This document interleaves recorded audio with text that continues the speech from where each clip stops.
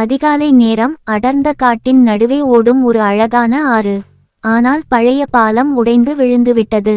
டிகோ, சுறுசுறுப்பான அணில், கவலையுடன் பார்த்து, இது சரி செய்யப்படாவிட்டால் மற்ற விலங்குகள் ஆற்றை கடக்க முடியாது என்றான்.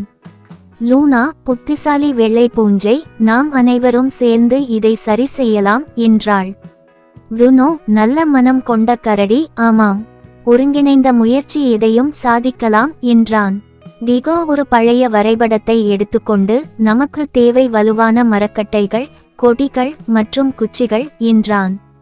ப்ருனோ தலையை ஆட்டிக்கொண்டு, நான் மரக்கட்டைகளை தேடிக்கொண்டு வருகிறேன் என்றான். லூனா மேலே பறந்து, நான் மேலிருந்து பார்த்து வழிகாட்டுகிறேன் என்றாள். டிகோ மரத்திலிருந்து வலுவான குச்சிகளை வெட்டினான். ப்ருனோ வலுவான மரத்துண்டுகளை இழுத்து கொண்டு வந்தான். லூனா மேலிருந்து வழிகாட்டினாள். அவர்கள் சேர்ந்து பாலத்தை கட்டத் தொடங்கினார்கள். பாலத்தின் கடைசி மரத்துண்டு சரியாக அமையவில்லை.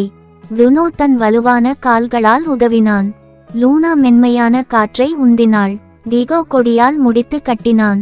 பாலம் வலுவாகி விலங்குகள் மகிழ்ச்சியுடன் கடந்து சென்றனர். ஒன்றுபட்டால் எந்த சிக்கலும் தீர்க்கலாம்.